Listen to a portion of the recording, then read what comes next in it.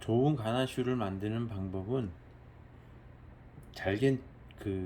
9번에서 보면 잘게 다진 초콜릿에다가 생크림을 가열을 해서 넣어 주는데, 제가 3번 정도 나누어서 혼합한다고 말씀을 드렸는데요. 이렇게 하는 이유는 어, 잘게 다진 초콜릿에다가 생크림을 한 3회 정도 넣을 때 첫 번째 넣어줄 때 좀 걸쭉한 상태가 됩니다. 이때는 아마도 유지방하고의 그런 수분 재료들의 어떤 비율이 맞지 않기 때문에 분리된 것처럼 보이는데, 이렇게 첫 번째 분리된 상태에서 많이 유화를 시켜주게 되면은 나중에 유화된 그런 부분들이 탄력감도 생기고 좀 더 부드러운 조직감을 가질 수 있기 때문에, 첫 번째 넣었을 때 분리된 것처럼 보인다 하더라도 전혀 걱정할 부분은 아니고요. 두 번째, 세 번째 넣어줬을 때 조금 더 탄력이 생기고 조금 더 좀 조직감이 좋아지는 그런 현상을 볼 수 있기 때문에,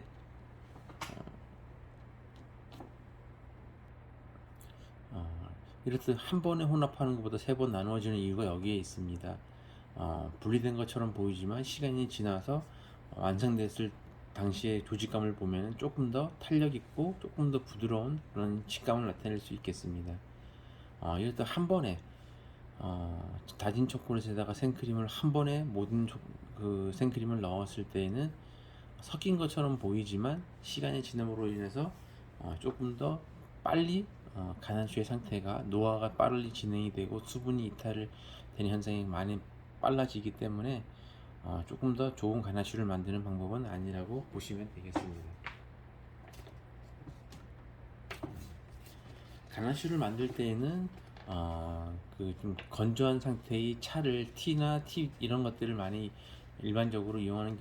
경우가 있는데, 일반적으로 보면 뭐 홍차라든가 아니면 뭐 녹차라든가 음, 뭐 다양하게 어떤 맛의 특징적인 걸 나타낼 수 있는 그런 건조한 티들을 사용을 할 때에는 생크림을 가열한 이후에 건조한 차를 넣어서 그 향을 우려낸다라고 보시면 되는데, 이렇게 우려냈을 때 어떤 차의 상태에 따라서 수분량의 변화가 생길 수 있는 부분이 있기 때문에 이런 부분을 감안해서 초콜릿을 섞기 전에 가열할 때의 생크림의 양을 부족한 부분은 보충을 해서 섞어 주시는 것이 나중에 유화한 상태에서의 가능슈의 상태를 조금 더 안정적으로 가져갈 수 있는 부분이 있을 수 있겠고요. 그래서 반드시 이렇게 우려낸 상태에서는 초콜릿을 섞기 전에 이 생크림의 양을 체크를 저울에 달아서 체크한 다음에 혼합해 주는 것이 바람직할 수 있겠습니다. 네, 다음으로는 그 속에 이제 프레임을 이용하는 디핑용 초콜릿 가나슈를 만들 때 다크도 많이 일반적으로 사용을 하지만 특히나 화이트나 밀크 초콜릿을 가지고 가나슈를 프레임에 어, 그 만들어서 넣는 작업을 할 때 어느 정도 굳은 상태라고 판단이 되면, 이러면 조금 더 긴 시간을 안정적으로 굳히는 작업이 진행될 때에는 화이트 초콜릿이나 밀크 초콜릿은 위에다가 그 어느 정도 굳혀진 상태라고 판단이 되면 비닐을 덮어서 어떤 수분이 특히나 화이트 초콜릿이나 밀크 초콜릿 같은 경우에는 속에 성분들이 설탕이라든가 분유라는 성분들을 함유를 하고 있기 때문에, 이런 가나슈 같은 경우에는 경험에 의하면 만들어 가지고 안정을 시키기 위해서 이렇게 보관을 했을 때 일명 초콜릿이 이루어지는 작업장의 온도가 약 한 뭐 18도에서 23도라고 가정을 했을 때, 그 작업이 이루어질 때는 무방하겠지만 작업이 이루어지지 않을 때 온도가 올라간다든가 아니면 주변의 환경들에 의해 가지고 그 표면에 가나슈가 만들어진 표면에 수분들이 달라붙었을 때, 이런 부분들이 나중에 디핑을 한다든가 이렇게 초콜릿을 코팅을 시켰을 때 조금 더 식감이 저하될 수 있는, 또 아니면 이런 미세한 수분으로 인해 가지고 가나슈의 어떤 뭐 좀 뭐 예를 들면 산패라든가 아니면 물성에 의한 변화가 생겨가지고 좀 더 식감이 좀 저하될 수 있는 부분들이 있을 수 있기 때문에 반드시 비닐을 덮어서 보관을 하는 것이 올바를 수 있겠습니다. 이렇게 하는 이유는 다크 초콜릿으로 이용한 가나슈보다는 화이트 초콜릿이나 밀크 초콜릿으로 만든 가나슈의 안정적으로 만들 수 있는 시간이 다크 초콜릿보다 상당히 긴 시간 동안 가나시 안정이 필요한데요. 그러다 보니까 수분으로부터의 접촉이라든가 이런 것들이 충분히 생겨날 수 있는 부분들이 있어서, 이런 부분에 있어서 여러분들이 조금 더 주의를 한다면은 조금 더 뛰어난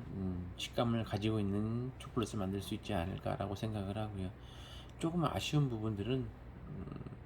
지금 저희가 현장에서 이런 가나슈를 화이트 초콜릿으로 이용한 가나슈를 만들어 보면 작업이 이루어지는 날에서 적어도 한 48시간 정도 지났을 때 안정적이고 입안에서 느껴지는 그런 조금 더 좋은 가나슈를 만들 수 있다라고 보여지는데, 이런 작업들을 수업 시간에 진행하다 보니까 아무래도 좀 짧은 시간 안에 가나슈에 대한 어떤 세팅을 해야지 되고 해서 저는 작업을 실습 시간에는 뭐 냉장고에 넣어서 굳힌다든가 이런 작업들이 진행을 할 텐데, 그런 부분은 조금 아쉬운 부분은 있습니다. 그래서 이런 액체 상태의 가나슈들이 어떤 방고체 상태의 가나슈로 만들어서 이루어지는 과정들을 조금 더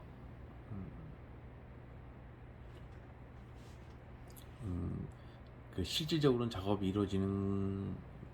거를 보여주면 좋을 텐데, 그러지 못한 부분들이 조금 좀 아쉬운 부분은 있고요. 하지만 이런 부분들 다크나 다크에 비해서는 밀크보다는 화이트를 이용한 가나슈를 만들 때 조금 더 주의와 세심한 그런 작업이 좀 필요하다, 이런 말씀을 드립니다. 다음으로 지난 초콜릿 기본 내용 설명 드릴 때도 온도에 대한 얘기를 많이 중간중간 설명을 드렸는데, 가나슈도 마찬가지로 온도와 작업 공정이 굉장히 중요한 부분들이 있을 수 있기 때문에 다시 한번 또 설명을 드릴 수밖에 없겠습니다. 가나슈를 만들 때는 생크림의 온도는 약 75도에서 80도까지 가열을 하고, 지금 여기에는 50도에서 60도까지 낮추기를 한다라고 되어 있는데, 이 50도에서 60도로 낮춘다는 부분은 초콜릿을 그냥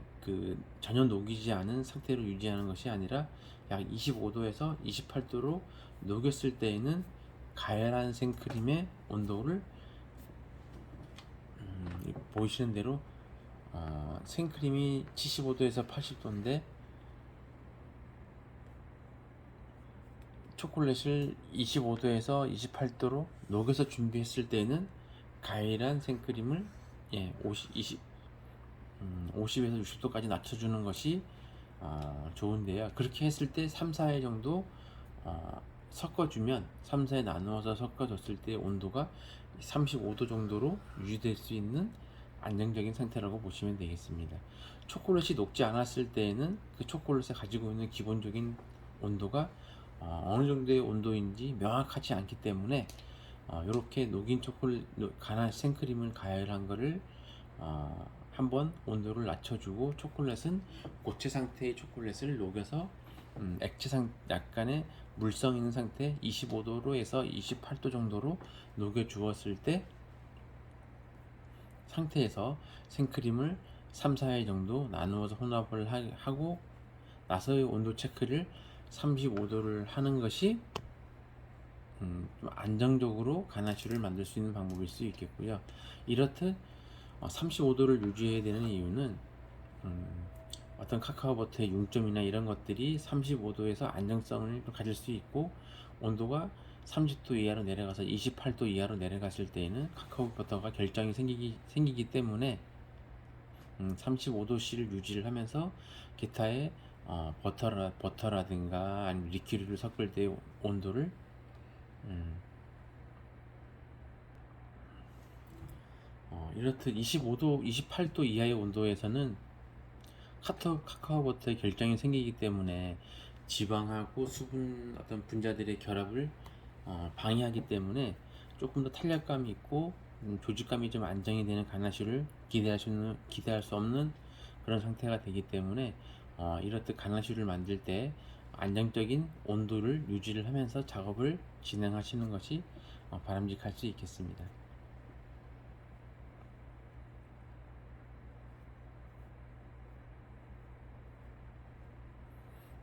이렇듯 항상 작업을 진행을 할 때에는 초콜릿을 초콜릿 작업을 할 때도 마찬가지지만 이런 가나슈를 만들 때에도 항상 온도계를 비치를 하고 중간중간 온도를 체크를 하면서 만약에 체크했을 때 온도의 변화가 생겼다라고 하면 신속하게 온도를 체크를 하면서 작업을 해야지만 조금 더 풍미가 뛰어난 탄력감이 있고 조직감이 좀 안정적으로 완성할 수 있는 가나슈를 만들 수 있겠습니다.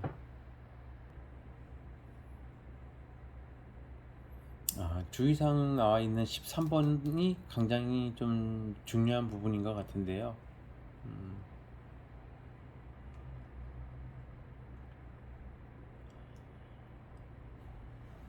가나슈를 만들었을 때 가나슈가 시간이 지나도 굳지 않을 때가 있고 되게 굉장히 좀 빠른 시간에 굳는 그런 특징이 보일 때가 있는데요. 가나슈를 만들었을 때 그러니까 유지방 함량 가지고 있는 유크림과 카카오 버터를 함량하고 있는 초콜릿이 만났을 때 초콜릿을 결정적으로 굳게 만드는 부분은 초콜릿에 포함되어 있는 카카오 버터의 함량이 어느 정도이냐에 따라서 굳게 만들고 굳지 않게 만드는 요인일 수 있기 때문에 굉장한 비율을 잘 중요하게 지켜줘야 될 것 같고요. 이 카카오버터는 이제 시간이 지남으로 인해 가지고 액체 상태였다가도 고체 상태로 돌아가기도 하고 이런 성질을 가지고 있기 때문에 지금 현재는 고체 상태를 녹였을 때 액체 상태고 액체 상태에서 다시 또 본인이 애초에 모습했던 그 고체 상태로 돌아가고자 하는 성질을 가지고 있습니다. 그래서 이 비율들을 잘 맞춘다라고 했을 때는 지금 보이는 대로 고체 상태에서 반고체 상태, 다시 반액체 상태, 액체 상태, 반액체 상태, 반고체 상태, 고체 상태, 이렇게 돌아가는 이런 다시 고체였다가 천천히 녹아서 다시 액체가 되고 액체가 다시 시간이 지나면서 숙성 기간이 지나면서 다시 반고체 상태로 갔다가 처음에 고체 상태로 돌아가는 데까지의 시간이 약 한 72시간 정도가 필요하다라고 보여지는데 이렇듯 가나슈를 만들어서 너무 짧은 시간에 완성하기보다는 충분히 가나슈가 좀 안정적으로 완성될 수 있는 충분한 시간을 주는 것이 좋을 수 있겠고요. 이것도 마찬가지로 제 경험에 보면 가나슈를 만들어서 다음날 쓰는 것이 일반적이긴 하나 일반적으로 다크 초콜릿 같은 경우에는 그 안정적으로 걸리는 시간이 밀크 초콜릿이나 화이트 가나슈에 비해서 좀 빠른 편이긴 합니다. 하지만 밀크나 화이트 초콜릿이 거의 대부분을 차지하는 화이트 초콜릿을 이용한 가나슈를 만들 때에는 좀 더 충분한 시간을 주는 것이 바람직할 수 있습니다. 이렇게 했을 때 좀 더 안정성이라든가 아니면 보존 기간이라든가 그런 부분에 있어서 조금 더 안정적인 가나슈를 만들 수 있기 때문에 충분한 시간을 가지고 만드는 것이 좋겠습니다.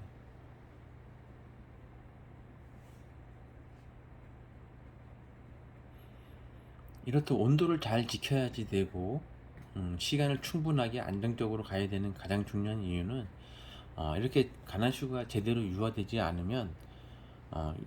않고 수성하지 못하게 된다라고 하면은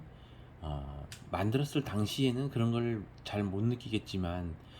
유화가 잘 되지 않아서 좀 분리가 된다든가 좀 그런 가나슈를 만들었다고 가정을 하면 유분하고 수분하고 분리가 되어 가지고 블렌딩 되지 않고 따로따로 재료들이 결정화가 됐을 때 수분들이 증발을 한다든가 건조하게 되어서 짧은 시간에 정해진 안정적으로 제품을 판매할 수 있는 보관할 수 있는 시간 이내에 식감들이 좀 더 푸석푸석하고 그런 식감을 나타낼 수 있는 부분들이 있습니다. 그래서 유화가 중요한 이유는 다른 제품들에 비해서 어떤 보관 기간이라든가 판매 기간이 길다 보니까 예를 들어서 빵이라든가 이런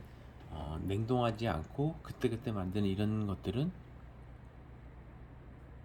노화가 진행이 그때그때 이루어지잖아요. 근데 초콜릿 같은 경우에는 안정화됐다라고 하면은 제품의 변화가 하루 이틀 사이에 확연하게 좀 변화가 생긴 제품들이 아니기 때문에 자칫 잘못되면 좀 좋지 못한 식감의 제품을 반대로 장기간 팔 수 있는 그런 상황이 될 수 있기 때문에 조금 더 세심한 어떤 그런 작업의 관리라든가 이런 것들이 필요하지 않을까라고 생각이 좀 들고요.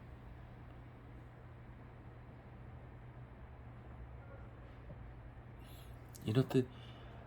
봉봉 초콜릿의 그 생산 이후에 보관 기간이나 판매 기간은 일반적으로 이상적으로는 약간 3주에 4주 정도 그 이상도 가능하다라고 하지만 유크림 유지방이 포함된 가나슈를 만들었을 때에는 4주 이내에 판매를 이내에 판매하는 것이 이상적이고요. 이렇게 3, 4주 정도가 봉봉 초콜릿을 품질을 유지하기 위해서는 무엇보다도 디핑할 때 사용하는 초콜릿에 템퍼링 하는 것도 중요하겠지만 무엇보다 그 선행되어야 될 부분은 가나슈의 유화가 이런 보존 기간을 결정하는 필수 상황이기 때문에 여러분들이 가나슈를 만들 때에는 조금 더 세심한 작업이 필요할 수 있겠습니다. 이렇게 카카오버터가 들어간 제품들은 지금 고체 상태에서 액체 상태로 변화했다가 다시 처음에 고체 상태로 돌아갈 때까지 시간이 있는 부분이 있어서 가능하면 이런 것들이 결정 상태가 안정적으로 돌아갈 때까지 충분한 시간을 두고 안정적으로 되었을 때 기타의 어떤 그 디핑에 필요한 그런 작업들을 준비를 해서 하는 것이 안정적인 구조를 만들 수 있을 거라고 생각이 좀 들고요. 이렇듯 가나슐에 대한 몇 가지에 대해서 쭉 살펴봤는데요. 제가 봤을 때는 여러 가지 특징적인 작업들이 있을 수 있겠지만 무엇보다도 마찬가지로 반복되는 얘기지만 작업 기본적인 온도 관리라든가 시간 그리고 무엇보다 반드시 지켜야 할 가나슈의 유화의 상태가 필수사항이라는 것을 아시고 작업을 진행할 때 가나슈가 알맞게 유화가 되었는지 확인을 하고 온도를 체크를 하고 숙성기간을 반드시 지키는 것이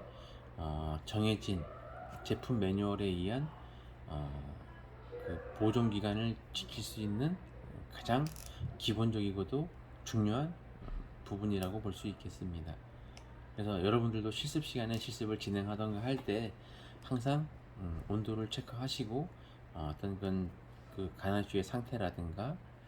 질감이라든가 그런 것들을 체크를 하시면서 작업을 실습을 진행했으면 좋겠습니다.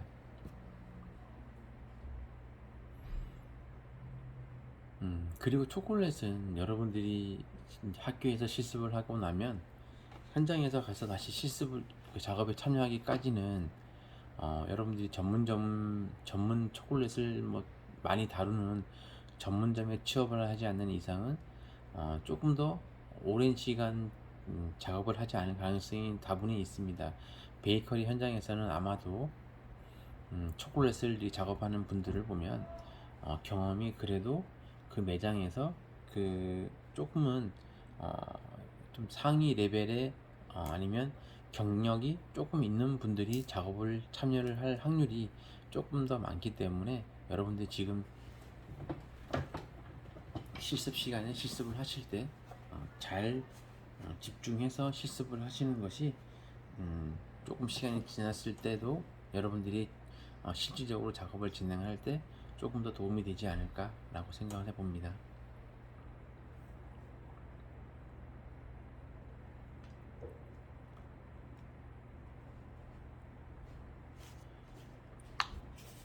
초콜릿에서 사용하는 가나슈의 형태를 보면은 일반적으로 몰드를 이용하는 초콜릿, 기타 홀로우 몰드에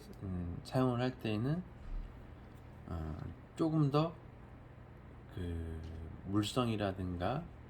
이런 것들이 안정적이기 때문에 좀 부드러운 질감의 가나슈를 사용할 수 있고요. 디핑하는 초콜릿 또는 엔노빙 하는 그런 봉봉 초콜릿 같은 경우에는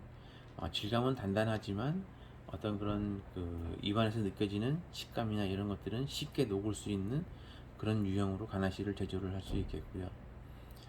기타 뭐 구운 과자라든가 디저트라든가 뭐 마카롱, 타르트 이런 데 활용을 할 때에는 가나슈에 약간의 변형을 좀 줘서 크림과 크림을 뭐 휘핑을 한다든가 아니면 기타 재료들을 혼합을 해서 좀 크림 같은 질감을 가진 그런 가나슈를 활용하기도 합니다. 장단점이 있을 수 있는데요. 뭐 나중에 그 가나슈 유형에 맞는 봉봉 초콜릿을 만들 때의 공정상의 특징에 대해서 설명을 하겠지만, 이렇듯 몰드를 이용한 초콜릿 같은 경우에는 좀 그 일반적으로 뭐 쉘이라든가 이 항아리 모양으로 이루어진 쉘 같은 경우에는 만들어져 있는 가공되어 있는 쉘을 구매해서 했을 때 어떤 그 조금 더 물성이 좀 좋고 식감이 좀 부드러운 질감의 가나슈를 채워놓고 시간이 지났을 때의 어떤 안정이 되면 마감을 하고 하는 그런 초콜릿을 조금 더 부드러울 수 있고요. 디핑 초콜릿 같은 경우나 엔노빈 같은 경우에는 모양은 좀 단순하지만 어떤 디자인의 다양성을 할 수는 없지만 한 번의 작업으로 많은 개수의 초콜릿을 짧은 시간에 만들 수 있다는 장점이 있을 수 있겠죠. 그러다 보니까 재단을 해야지 되고 어떤 그런 그 전용 기타라든가 아니면 재단 칼을 이용해서 재단을 해야 되는 그런 부분이 있다 보니까 아무래도 질감이나 이런 것들이 조금 더 단단하게 만들어져야 되지만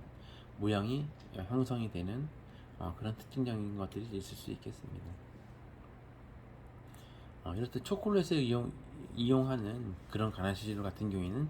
보존 기간이라든가 그런 차이점이 있다 보니까 좀 거품을 올리거나 이런 것들은 정말 안 되지만, 기타 지금 세 번째 있는 기타 마카롱이라든가 디저트라든가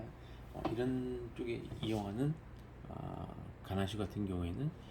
가나슈에 기타의 특징적인 재료들을 혼합을 한다든가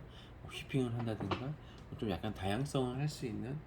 그런 부분들은 가능하지 않을까라고 생각을 하고요. 이렇듯 어떠한 제품에 어떠한 초콜릿에 그 사용하느냐에 따라서 가나슈의 어떤 질감이라든가 상태라든가 그런 것들을 감안해서 만드는 것이 가능할 수 있겠습니다.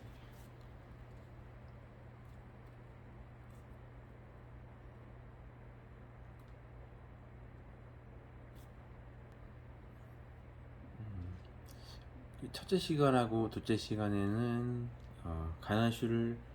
가나슈에 대한 기본적인 설명하고